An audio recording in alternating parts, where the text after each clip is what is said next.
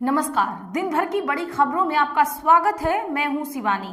आज की खबरों में बात होगी भयंकर गुस्से में थलापति विजय, मोदी सरकार के खिलाफ जाएंगे सुप्रीम कोर्ट, दिखाई लाल आंख की। और सांसदों की खरीद फरोख्त की रेट लिस्ट लेकर आए राउत, बागियों को Y+ सिक्योरिटी, क्या शाहपुर होगा एक्शन की। वहीं भारत जोड़ो से बड़ा आंदोलन, युवाओं के साथ मिलकर राहुल का बड़ा ऐलान की। साथ ही नायडू ने मोदी को झुकाया, भड़के शशि थरूर, परिसीमन बिल का खेल आया सामने की।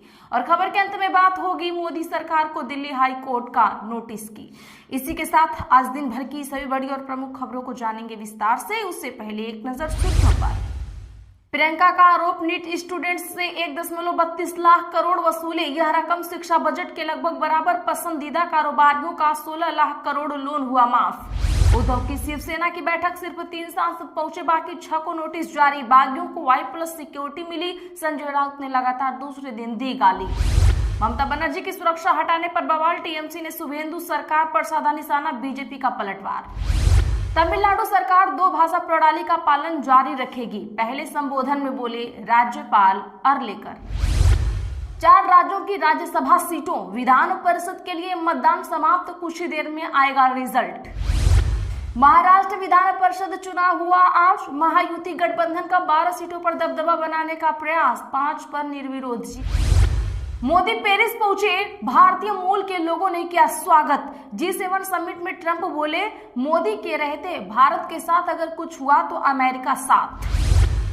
आपका बड़ा दावा, विवादित वीडियो में सीएम मान नहीं, हमने लैब में 1191 एंगल से जांच कराई है। पंजाब डीजीपी से मुलाकात कर मंत्री बोले, होगी जांच। अमेरिका ईरान समझौते में होर्मुज सिर्फ 60 दिन फ्री, ईरान को 28 लाख रुपए करोड़ हर्जाना मिलेगा, बदले में परमाणु हथियार नहीं बनाएगा। राजभर बोले, अखिलेश को भी पता कि सांसद पार्टी छोड़ रहे, इसीलिए कहा जो कमजोर होगा वह जाएगा, मानसून सत्र से पहले टूट होगी। सुरक्षा घटाने आवास का फैसला सुरक्षा समिति का, राजनीतिक हस्तक्षेप नहीं। लालू के आरोपों पर अशोक चौधरी का पलटवार, बोले सुरक्षा लौटा रहे, कल कोई घटना हुई तो आप जाने। राम मंदिर चढ़ावा चोरी जांच के बीच योगी कल अयोध्या में, प्रशासन ने चंपत राय से कहा आप न आए, अपना प्रतिनिधि भेजें। ऋतव्रत बनर्जी मामले में टीएमसी को बड़ा झटका, विधानसभा स्पीकर के फैसले पर रोक नहीं, कलकत्ता हाई कोर्ट ने किया इनकार। सेंसेक्स 554 अंक बढ़कर 77,410 पर हुआ बंद, निफ्टी भी 82 अंक चढ़ा। बैंकिंग और हेल्थ केयर शेयर्स में ज्यादा खरीदारी रही।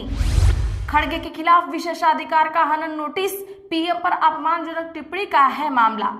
कूच बिहार में टीएमसी नेता उदय गुहा पर अंडों से हुआ वार, अभिषेक से लेकर कुणाल घोष तक बन चुके हैं निशाना। राजभर के बाद निषाद पार्टी की मुखिया का दावा, मेरे संपर्क में है समाजवादी पार्टी के 2 दर्जन से भी ज्यादा सांसद। भगवंत मान पद से नहीं हटेंगे तो होगा धर्म युद्ध, श्री अब ने सीएम के खिलाफ खोला मोर्चा, गठित की 5 संसदीय कमेटी। कांग्रेस में विलय की पक रही खिचड़ी, उद्धव गुट वाले बागी 6 सांसदों ने लोकसभा स्पीकर से जानिए क्या कहा।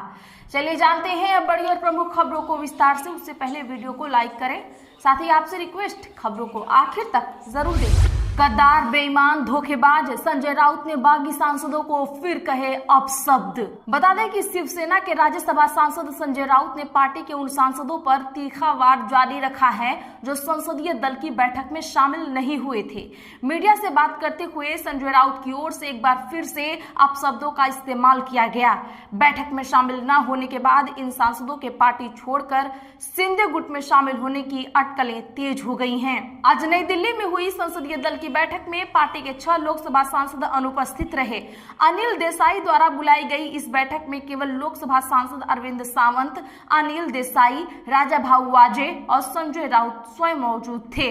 अनुपस्थित रहने वाले सांसदों में नागेश अस्टिकार, संजय देशमुख, संजय जाधव, संजय दीना पाटिल, ओम प्रकाश राजनीबालकर और भाऊ साहेब वाकचोरे शामिल हैं। बैठक के तुरंत बाद पत्रकारों से बातचीत करते हुए संजय राउत ने अनुपस्थित सांसदों को गद्दार, बेईमान और धोखेबाज करार दिया है।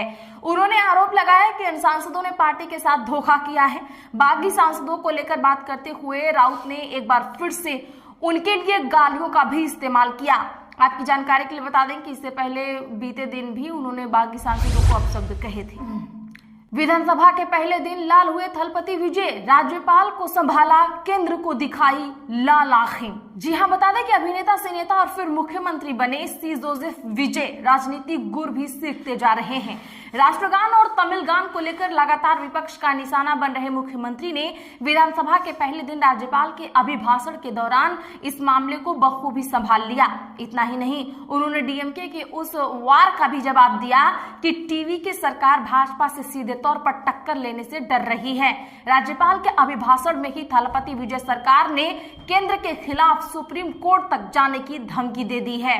राज्यगान और राष्ट्रगान को लेकर सदन में चल रहे तकरार के बीच आज जब कार्यवाही शुरू हुई तो सबसे पहले तमिल गीत तमिल थाई वाइथू ही गाया गया। इसके ठीक बाद राष्ट्रगान हुआ। बता दें कि सामान्य तौर पर तमिलनाडु में राष्ट्रगान राज्यपाल के अभिभाषण के खत्म होने के बाद गाया जाता था। इस तरीके से थलपति विजय ने राज्यपाल के संभावित गुस्से और डीएमके के हमले से खुद को बचा लिया। तमिलनाडु की राजनीति में नए नए आए थलपति विजय ने पहले ही अभिभाषण में अपनी सरकार की मंशा स्पष्ट कर दी। सबसे पहले कहा गया कि तमिलनाडु सरकार राष्ट्रीय जनगणना के हिस्से के रूप में जातीय जनगणना के लिए भी केंद्र से आग्रह करेगी। इसके बाद राज्य में सामाजिक सर्वेक्षण करवाया जाएगा। साथ ही विजय की तरफ से स्पष्ट किया गया, केंद्र के साथ वित्तीय संसाधनों के बंटवारे के लिए राज्य सरकार विधानसभा में एक प्रस्ताव पारित करेगी। इसके बाद भी अगर उचित हिस्सा नहीं मिलता है तो फिर सरकार वकीलों की एक विशेष टीम तैयार करके इस मामले को सुप्रीम कोर्ट तक ले जाएगी। इतना ही नहीं, इस टीम के जरिए राज्य सरकार एक रिपोर्ट भी तैयार करेगी जिसमें तमिलनाडु के साथ कथित तौर पर होने वाले भेदभाव की जानकारी सार्वजनिक की जाएगी। साथ ही नीट पेपर लीक पर भी विजय मुखर दिखे। शिक्षा रोजगार के मुद्दे पर कांग्रेस का नया अभियान, राहुल गांधी की अपील, एकजुट हो युवा। जी हां, बता दें कि लोकसभा में विपक्ष के नेता और कांग्रेस सांसद राहुल गांधी ने छात्रों और नौकरी की तलाश कर रहे युवाओं के लिए छात्रों की गूंज अभियान की शुरुआत कर दी है। उन्होंने युवाओं से इस मुहिम में बढ़ चढ़कर शामिल होने की अपील की है। राहुल गांधी का कहना है कि इस परीक्षा का मकसद शिक्षा, परीक्षा और रोजगार से जुड़ी चिंताओं को सीधे सरकार तक पहुंचाना है। सोशल मीडिया पर अपनी बात रखते हुए राहुल गांधी ने लिखा कि अगर किसी छात्र ने पेपर लीक, परीक्षा में नकल या बहुत ज्यादा फीस का दर्द सहा है तो यह अभियान उनके लिए है। उन्होंने कहा कि मौजूदा व्यवस्था में कई युवाओं के सपनों को तोड़ा है। कई परिवारों ने अपनी पूरी जिंदगी की कमाई बच्चों की पढ़ाई लिखाई में लगा दी है। ऐसे में छात्रों की गूंज उन सभी युवाओं की आवाज बनेगा। राहुल गांधी ने इसे सिर्फ एक अभियान नहीं बल्कि एक मंच बताया है। इसके जरिए सस्ती शिक्षा, निष्पक्ष परीक्षा और सम्मानजनक रोजगार की मांग सरकार के सामने रखी जाएगी। उन्होंने लोगों से इस मुहिम से जुड़ने, अपने सुझाव देने और याचिका पर हस्ताक्षर करने का अनुरोध किया है। उनका मानना है कि एक एक हस्ताक्षर इस लड़ाई को मजबूत करेगा। जितने ज्यादा नाम जुड़ेंगे, छात्रों की आवाज उतनी ही बुलंद होगी। कांग्रेस केंद्र पर हमलावर, जयराम रमेश बोले एनडीए बना नेशनल डिफेक्टर अलायंस। बता दें कि कांग्रेस महासचिव जयराम रमेश ने केंद्र सरकार पर प्रतिशोध की राजनीति करने का आरोप लगाया है। उन्होंने कहा कि प्रधानमंत्री और गृह मंत्री विपक्षी दलों में फूट डालने की कोशिश कर रहे हैं। रमेश ने एनडीए को नेशनल डिफेक्टर अलायंस यानी राष्ट्रीय दल बदलू गठबंधन का नाम दिया है। उनका कहना है कि सरकार यह सब विपक्षी दलों का मनोबल तोड़ने के लिए कर रही है। जयराम रमेश ने 17 अप्रैल 2026 को लोकसभा में हुई घटना का हवाला दिया। उस दिन सरकार ने संविधान संशोधन विधेयक, परिसीमन विधेयक और केंद्र शासित प्रदेश कानून संशोधन विधेयक को पारित करने के लिए पेश किया था। संविधान संशोधन विधेयक पर हुई वोटिंग में सरकार को 2/3 बहुमत नहीं मिल सका। सरकार के पक्ष में 298 वोट पड़े, जबकि विपक्ष ने इसके खिलाफ 230 वोट डाले। रमेश के अनुसार इस हार ने प्रधानमंत्री और गृह मंत्री को बहुत परेशान कर दिया है। उन्होंने इसे गृह मंत्री का अपमान बताया क्योंकि वे अपनी पूरी ताकत लगाने के बाद भी जरूरी आंकड़ा नहीं जुटा पाए। कांग्रेस नेता ने दावा किया कि अब सरकार अपनी संख्या बढ़ाने के लिए दूसरे दलों को तोड़ रही है। उन्होंने आरोप लगाया कि गृह मंत्री मानसून सत्र से पहले 2/3 बहुमत चाहते हैं ताकि वे संसद का विशेष सत्र बुला सकें। रमेश ने कहा कि 16 अप्रैल को भी इस उम्मीद में विशेष सत्र बुलाया गया था, लेकिन विपक्ष की एकता की वजह से सरकार केवल 298 वोट ही पा सकी। परिसीमन में बड़ा खेल खेलेगी एनडीए सरकार, भिड़ गए शशि थरूर। जी हां, केंद्र सरकार के प्रस्तावित परिसीमन बिल को लेकर राजनीतिक बहस एक बार फिर से तेज हो गई है। अलग अलग राज्यों में प्रमुख विपक्षी दलों में टूट के बाद अब यह चर्चा है कि एनडीए लोकसभा और राज्यसभा में अपना कुनबा बढ़ाने की तैयारी में है ताकि परिसीमन बिल को पास कराया जा सके। इस बीच अब आंध्र प्रदेश के मुख्यमंत्री चंद्रबाबू नायडू ने परिसीमन बिल को लेकर नया हिंट दे दिया है। उन्होंने संकेत दिया है कि भाजपा सरकार नए बदलावों के साथ परिसीमन बिल एक बार फिर संसद में पेश कर सकती है। नायडू की माने तो प्रस्ताव में दक्षिणी और उत्तरी राज्यों के बीच संतुलन बनाए रखने की कोशिश की जाएगी। नायडू ने कहा कि कानून के जरिए सरकार का इरादा साफ था कि सभी राज्यों की सीटें 50% बढ़ाई जाएं, लेकिन बिल के ड्राफ्ट में बस लिखने की कुछ कमी रह गई थी, जिसे विपक्ष ने बड़ा मुद्दा बना दिया। यह पहली बार है जब एनडीए खेमे की ओर से आधिकारिक तौर पर पुष्टि की गई है। सरकार इस बिल को फिर से संसद में लाने की तैयारी कर रही है। वहीं इस पर कांग्रेस सांसद शशि थरूर ने आंध्र प्रदेश के मुख्यमंत्री एन चंद्रबाबू नायडू के बयानों पर तीखा पलटवार किया है।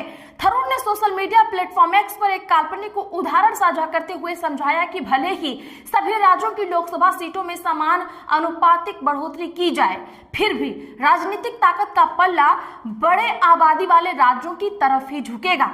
थरूर ने पोस्ट में लिखा, नायडू जी आइए एक थॉट एक्सपेरिमेंट करते हैं। मान लीजिए कि आपकी सैलरी 2 लाख रुपए है और आपके ड्राइवर की सैलरी 20,000 रुपए है। अब आप घोषणा करते हैं कि सभी की सैलरी में 50% की बढ़ोतरी की जाएगी। इसके बाद आपकी सैलरी बढ़कर 3 लाख रुपए हो जाती है और आपके ड्राइवर की 30,000 रुपए। प्रतिशत या अनुपातिक रूप से तो दोनों की बढ़ोतरी बिल्कुल समान है, लेकिन क्या आप पहले की तुलना में अपने ड्राइवर के बहुत अधिक अमीर और बेहतर स्थिति में नहीं हो गए? आज के लिए बस इतना ही। ऐसी ही खबरों के लिए चैनल सब्सक्राइब कर ले और बगल में घंटी के निशान को जरूर दबा ले। वीडियो को लाइक शेयर करना ना भूलें।